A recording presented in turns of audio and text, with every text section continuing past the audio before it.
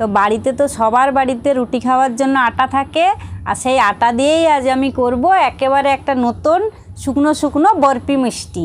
তো এই মিষ্টিটা 1 মাস 2 মাস ধরে রাখা যায়, আর একদম শুকনো হবে, কিন্তু খুব সুন্দর একটি মিষ্টি হবে। মাত্র 2টি উপকরণ দিয়ে বাড়িতে আটা, আর রান্নাঘরে সবার রান্নাঘরে থাকে চিনি, আর এই চিনি আর আটা দিয়েই আমি করব আজ একটা বরফি মিষ্টি।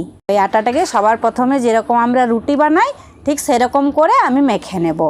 এতে আমি কিচ্ছু দেব না, না দেব নুন, না দেব তেল, ঘি, কিছুই না, খালি এমনি একটু জল দিয়ে রুটি বানানোর জন্য যেরকম ডো বানাই সেরকম করে মেখে নেব।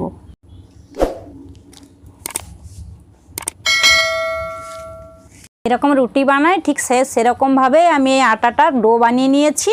দেখুন একদম যেরকম রুটি বানাই সেরকমই ডো তৈরি হয়ে গেছে। তো আমি এবার এটাকে এরকম করে একটু গোল গোল করে লম্বা করে নেব প্রথমে।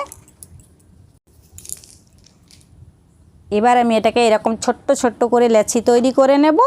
যে যতটা পারবেন ছোট করার চেষ্টা করবেন, এইভাবে ছোট ছোট করে, গোল করার দরকার নেই, খালি এরকম কেটে দিতে হবে। নেব আমি সবগুলোকে ছোট করে আমি লেচি তৈরি করে নিচ্ছি এরকম। দেখুন বন্ধুরা, এইভাবে আমি তৈরি করে নেব এরকম ছোট ছোট করে সবগুলো আগে কেটে কেটে তৈরি করে নেব। ওগুলো হাতে গোল করার দরকার নেই, এমনিই থাকবে। দেখুন বন্ধুরা, আমি এভাবে সবগুলো টুকরো টুকরো করে নিয়েছি। এইভাবে টুকরো টুকরো করে নেবেন। প্রথমে কোনো গোল করার দরকার নেই, এগুলোকে আমি একটু তেলে ভেজে নেব।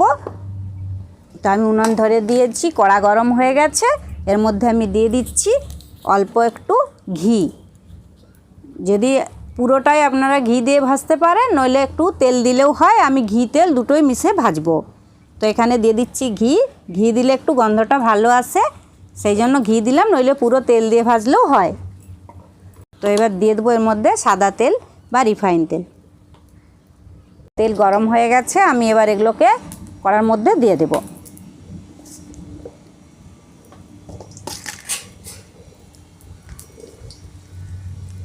হালকা আঁচে আমি আস্তে আস্তে করে এগুলোকে একটু বেশ ভালো করে কড়কড়ে করে ভেজে নেব।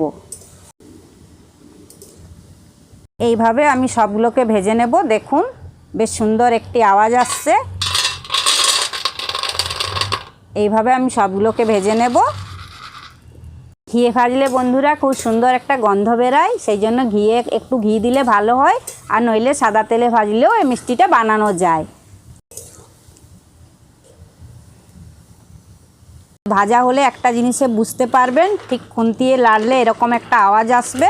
দেখুন এখনই বোঝা যাচ্ছে যে ভিতর থেকে একদম শক্ত হয়ে গেছে। এভাবে শক্ত করে এগুলোকে ভেজে নিতে হবে, ভিতরে যেন নরম না থাকে। হয়ে গেছে, তো আমি এবার এগুলো নামিয়ে নিচ্ছি।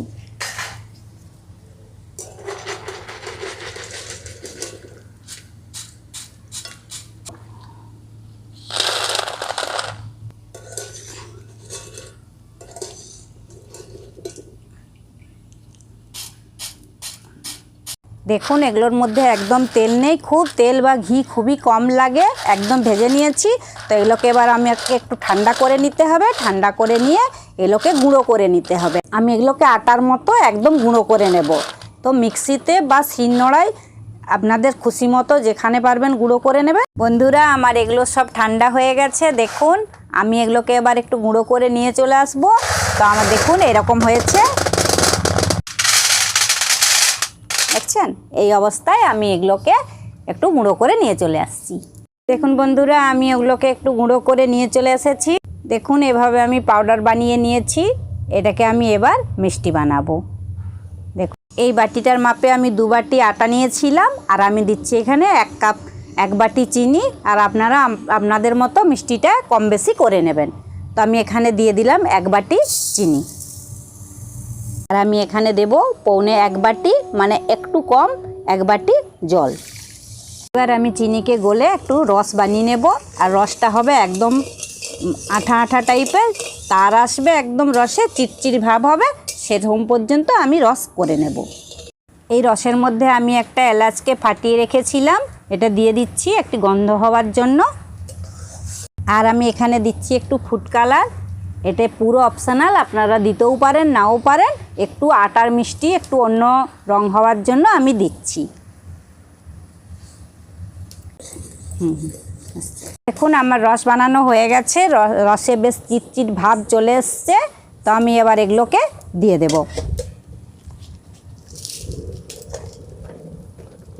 এখানে যে কোনো ড্রাই ফ্রুট দেওয়া যেতে পারে, আমি এখানে 4টে কাজুকে কুচিয়ে রেখেছিলাম, দিয়ে দিলাম। এবার আমি একটি থালা নিয়েছি, এই থালার মধ্যে আমি বাটার পেপার লাগিয়ে তেল লাগিয়ে রেখেছি, আমি এর মধ্যে দিয়ে দিচ্ছি। তবে একটা বাটির মধ্যে তেল লাগিয়ে এরকম করে ঘষে একটু প্লেন করে নেবেন।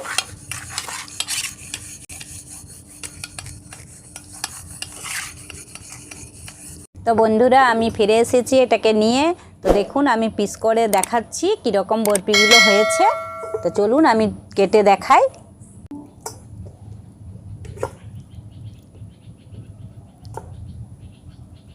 দেখুন আমার কাটা হয়ে গেছে, এবার আমি একটা করে পিস উঠে দেখাচ্ছি,